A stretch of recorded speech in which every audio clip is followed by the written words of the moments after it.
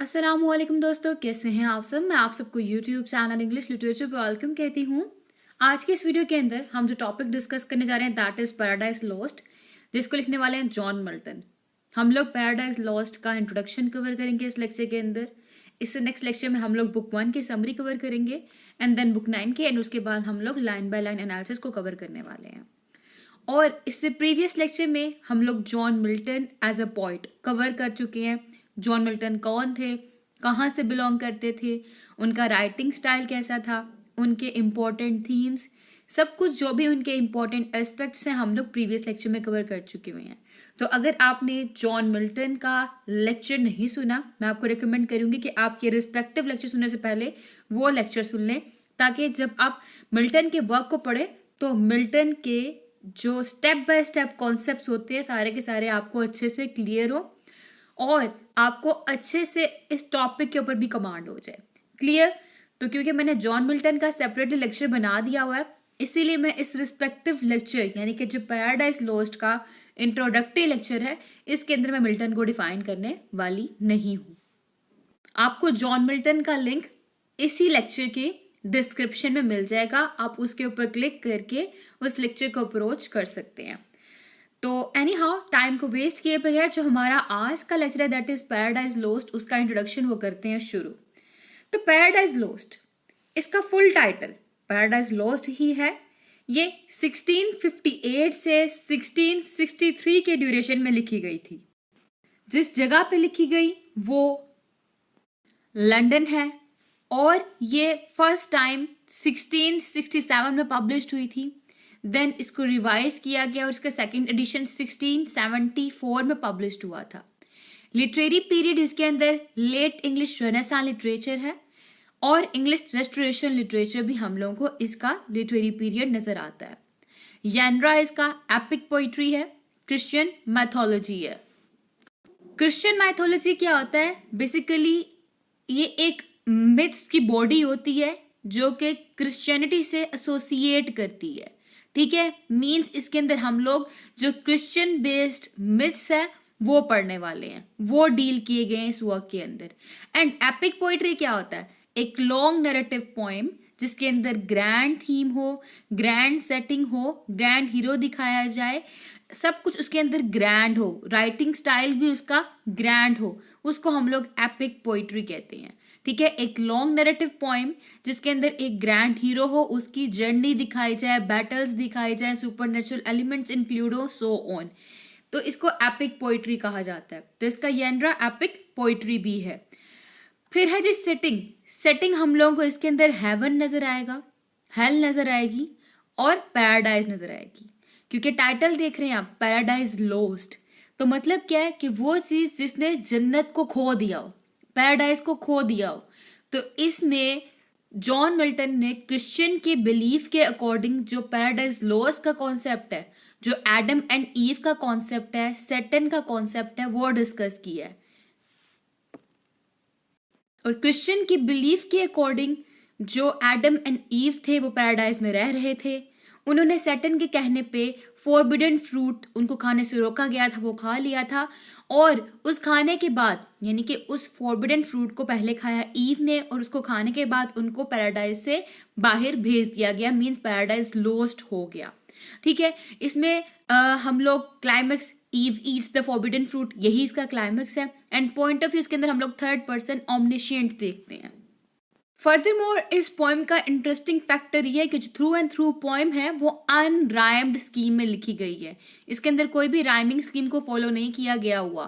क्योंकि अब ये चीज इंपॉर्टेंट क्यों है? ये जिस टाइम पीरियड पे ये वर्क प्रोड्यूस किया गया, उस टाइम पीरियड पे हर कोई अपनी पोइट्री के अंदर रेगुलर राइम स्कीम को फॉलो कर रहा था। हर कोई रेगुलर राइम के अंदर ही लिख रहा था। ठीक है, तो उस टाइम पे रेगुलर राइम के अंदर लिखना नॉर्म था पोइट्री में। ठीक है, उनके मतलब लाइक एसेंशियल पार्ट था कि बगैर राइम के पोइट्री वो प्रोड्यूस नहीं करते थे। बट मिल्टन ने उस टाइम से डेविएट किया इस नॉर्म से और अपनी पोइट्री जो थी वो अनराइम्ड फॉर्म में इंट्रोड्यूस करवाई। अब इन की फैक्ट्स के बाद देखते हैं जी पैराडाइज लॉस्ट की और क्या सिग्निफिकेंस है। वो है कि क्लासिकल एपिक है। एक क्लासिकल एपिक क्या होती है? एक ऐसी एपिक जो कि होमर ने भी फॉलो किया हो, उसका ट्रेंड वर्जिल ने भी फॉलो किया हो, ठीक है। मीन्स एक ऐसी एपिक जिसके अंदर हम लोग को लॉन्ग नैरेटिव पॉइंट भी नजर आए, ग्रैंड स्टाइल में नजर आए, ग्रैंड सेटिंग में नजर आए, उसके थीम भी ग्रैंड हो, उसमें म्यूज से इनोकेशन की जाए। म्यूज गॉडेस ऑफ पोइट्री को कहा जाता है, गॉडेस ऑफ पोइट्री से परमिशन लेके पोइट अपनी पोइट्री करता है, ठीक है, उसको कहते हैं इन्वोकेशन टू म्यूज। इसमें ब्लैंक वर्ड्स का यूज किया जाता है, इसमें बैक स्टोरी होती है, इसमें कॉन्फ्लिक्ट्स एंड बैटल्स होते हैं, इसमें मॉरल एंडिंग्स होती हैं। क्लियर? तो ये सारे के सारे करेक्टरिस्टिक्स है क्लासिकल एपिक के, और ये सब के सब करेक्टरिस्टिक्स जो हमारी रिस्पेक्टिव पोएम है पैराडाइज लॉस्ट उनके अंदर मौजूद है।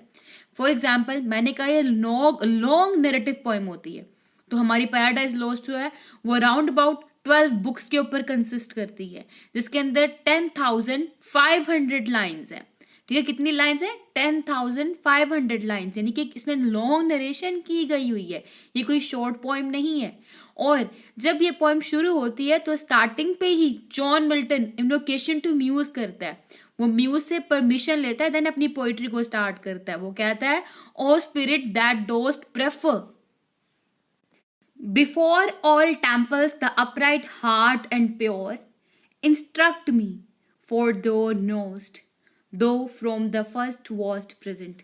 मतलब इन शॉर्ट में मुख्तसर जो शॉर्ट करके आपको ये बताती हूँ, ये मैंने जो भी कोटेशन बोली है ना, ये इसमें क्या कहता है वो, मतलब जो म्यूज को वो इन्वोकेशन करता है, उसको एड्रेस करता है और कहता है मुझे परमिशन दो, मैं मेरी जो पोइट्री का सब्जेक्ट है वो ये है, मैं इसके ऊपर अपनी पोइट्री स्टार्ट करने वाला हूँ, अपनी पोएम स्टार्ट करने वाला हूँ।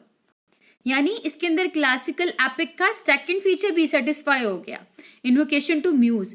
इसके अलावा ये जो पूरी पोएम है ब्लैंक वर्ड्स में लिखी गई है, आप देख लें, पोएम अपने सामने टेक्स्ट रखें, कोई भी लाइन जो है वो राइमिंग स्कीम को फॉलो नहीं कर रही होगी।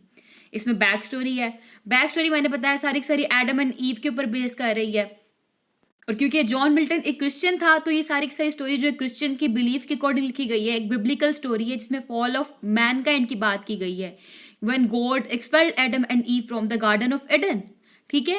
तो ये सारी स्टोरी उसके ऊपर बेस कर रही है, ठीक है। सैटर्न ने टेम्पटेशन की थी, एव ने फ्रूट खा लिया ट्री ऑफ नॉलेज से, उसके बाद इन दोनों को एडम से जो पैराडाइज है वहां से इनको लॉस्ट कर दिया गया, इनका फॉल हो गया वहां से, ठीक है। तो ये सारा का सारा बेस कर रहा है बैक स्टोरी के ऊपर, यानी कि बैक स्टोरी का फीचर भी इसके अंदर सेटिस्फाइड है।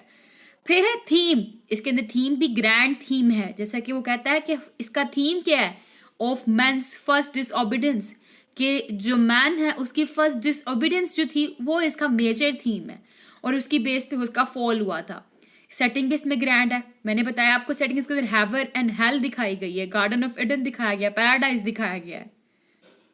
बैटल की बात की जाए तो वो भी इसके अंदर है, fight between good and evil हमें नजर आती है, फाइट बिटवीन सैटर्न नजर आता है एंड एडम नजर आता है हम लोग को इसके अंदर। तो इन शॉर्ट ये सब के सब करेक्टरिस्टिक्स प्रेजेंट हैं पैराडाइज लॉस्ट के अंदर, इसीलिए पैराडाइज लॉस्ट जो है ना वो एक एपिक पोएम है, एक क्लासिकल एपिक पोइट्री है। इन एडिशन अगर आपको पैराडाइज लॉस्ट के ऊपर जो नोट्स हैं वो चाहिए, ठीक है, हैंडमेड नोट्स हैं, अगर वो चाहिए हुए तो आप मुझे बता दीजिएगा कमेंट में, डिस्क्रिप्शन में आपको ईमेल आईडी मिल जाएगा, वहां पे आप ईमेल कर दीजिएगा, तो आपको जो हमारा रिप्रेजेंटेटिव पर्सन है वो इन नोट्स की प्राइस भी बता देगा एंड क्या प्रोसीजर फर्दर उसके रेलेवेंट भी गाइड कर देगा। और इन नोट्स के अंदर जो भी इंपॉर्टेंट क्वेश्चन है पैराडाइज लॉस्ट के वो सब के सब मौजूद हैं, ठीक है। तो ये तो हो गया फीचर जी। अब इसमें थीम्स कौन कौन से हैं? नंबर 1 पे हमारे पास जो थीम आ रहा है दैट इज डिसओबीडियंस, देन है इटर्नल प्रोविडेंस, उसके बाद justification of God to man, ये इस वर्क के इंपॉर्टेंट थीम है। फर्दरमोर हम लोगों को इस वर्क के थ्रू मिल्टन के ग्रैंड स्टाइल का पता लगता है। ग्रैंड स्टाइल यानी कि इसके अंदर सब्लिमिटी भी मौजूद है, इसके अंदर हम लोग को सब्जेक्ट मैटर भी नजर आता है, एक इंटरेस्टिंग सब्जेक्ट मैटर। वही फीचर जो कि एक क्लासिकल एपिक के हैं वही फीचर ग्रैंड स्टाइल के भी होते हैं। हम देखते हैं कि मिल्टन जो वो long complex and involve sentences use करता है अपनी राइटिंग के अंदर, ब्लैंक वर्ड्स का यूज करता है और मल्टीपल एल्यूजन का यूज होता है। हमें इसके इस वर्क के अंदर 100 से ज्यादा एल्यूजन नजर आएंगे। एलियन मतलब क्या, रेफरेंसेस ये पुट करता है डिफरेंट मिथ्स से, हिस्ट्री से, लिटरेरी, साइंटिफिक, क्लासिकल, बिब्लिकल, इससे मतलब डिफरेंट किस्म के ये रेफरेंसेस पुट करता है स्टोरी के अंदर, और बहुत सारी फिगर ऑफ स्पीच यूज करता है जॉन मिल्टन अपनी राइटिंग में। क्लियर? तो that's all about today's lecture. I hope कि आपको जो है हमारा आज का लेक्चर है क्लियर हो चुका होगा। तो नेक्स्ट लेक्चर के अंदर हम लोग बात करेंगे पैराडाइज लॉस्ट की बुक 1 की समरी की। वीडियो पसंद है, वीडियो को लाइक भी करिएगा, चैनल को सब्सक्राइब करना मत भूलिएगा। Stay tuned with us, take care, thank you for watching this video.